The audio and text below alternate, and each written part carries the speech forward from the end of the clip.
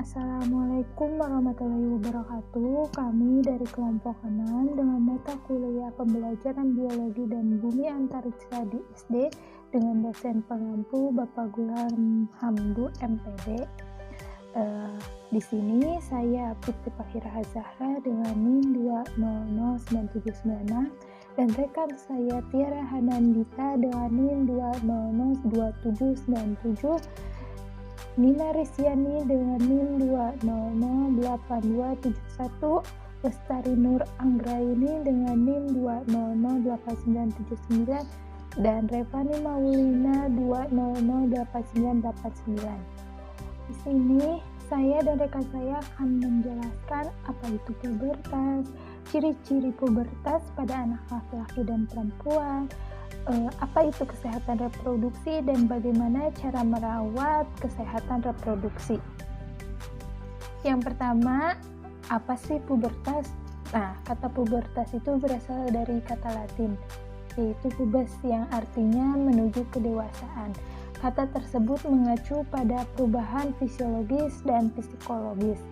Pengertian pubertas adalah proses kematangan dan pertumbuhan yang terjadi ketika organ-organ reproduksi mulai berfungsi dan karakteristik seks sekunder mulai muncul. Perubahan fisik yang paling terlihat ialah terjadi kematangan pada organ-organ seksual untuk mencapai kepada kemampuan reproduksi. Sedangkan perubahan secara fisiologis selama pubertas lebih banyak berkaitan dengan perubahan emosi. Nah, selanjutnya akan dibahas oleh rekan saya. Nah, setelah mengetahui apa itu pubertas, yang selanjutnya kita akan membahas mengenai ciri-ciri pubertas pada laki-laki dan perempuan. Umumnya, tahap pubertas manusia terjadi pada usia antara 8 hingga 15 tahun. Perempuan akan mengalami pubertas sekitar umur 8 hingga 13 tahun. Sedangkan untuk laki-laki akan mengalaminya di usia 10 hingga 15 tahun. Masa pubertas laki-laki ditandai dengan diproduksinya sel sperma oleh organ kelamin laki-laki atau yang disebut sebagai testis. Nah, saat mengalami masa pubertas, laki-laki akan mengalami berbagai perubahan, mulai dari fisik hingga perilaku dan sikap. Nah, selain itu, ciri-ciri pubertas pada laki-laki diantaranya ada yang pertama, tumbuh rambut di area tubuh tertentu seperti bulu hidung, ketiak, bulu di sekitar alat kelamin, dan sebagainya. Yang kedua, tumbuhnya kumis, jakun atau jenggot pada laki-laki. Yang ketiga, mengalami mimpi basah. Yang keempat, suara menjadi lebih besar atau berat. Yang kelima, dada menjadi bidang. Yang keenam, munculnya jerawat. Yang ketujuh, tinggi badan bertambah. Yang kedelapan, tubuh menjadi berotot. Dan yang terakhir, yaitu mengeluarkan keringat dengan bau tidak sedap. Nah, itulah yang menjadi ciri pubertas pada anak laki-laki. Nah, yang selanjutnya kita membahas mengenai ciri-ciri pubertas pada anak perempuan. Seorang anak perempuan pasti mengalami pubertas. Dengan adanya pubertas ini menandakan bahwa kita ini normal. Nah, pubertas pada anak perempuan biasanya terjadi pada usia 8 hingga 13 tahun. Ciri-ciri pubertas pada anak perempuan yang pertama yaitu terjadinya menstruasi. Menstruasi ini merupakan suatu proses keluarnya darah dari vagina perempuan. Menstruasi pada umumnya terjadi secara teratur, yaitu 1 bulan sekali. Nah, sehingga kita dapat melihatnya bahwa anak perempuan biasanya pada usia sekitar 12 tahun ini telah mengalami menstruasi, walaupun setiap perempuan pasti mengalami menstruasi pada waktu yang berbeda-beda. Nah, yang kedua yaitu tumbuhnya jerawat. Tumbuhnya jerawat ini disebabkan karena terjadinya perubahan hormon pada anak perempuan yang sedang mengalami pubertas. Yang ketiga yaitu tumbuhnya payudara. Pada anak perempuan yang sedang mengalami pubertas akan mengalami pertumbuhan pada payudara. Nah, selanjutnya yang keempat, yaitu tumbuhnya rambut di area organ seksual dan di area ketiak. Tumbuhnya rambut di area organ seksual dan di area ketiak ini menandakan bahwa anak perempuan tersebut adalah anak yang normal. Kemudian, dengan seiring berjalannya waktu, pertumbuhan rambut pada anak perempuan juga akan tumbuh ke arah paha dan ke arah pusar seperti rambut yang tipis. Kemudian, yang kelima, yaitu munculnya kumis tipis. Pertumbuhan kumis ini tidak hanya terjadi pada anak laki-laki, pertumbuhan kumis juga terjadi pada anak perempuan.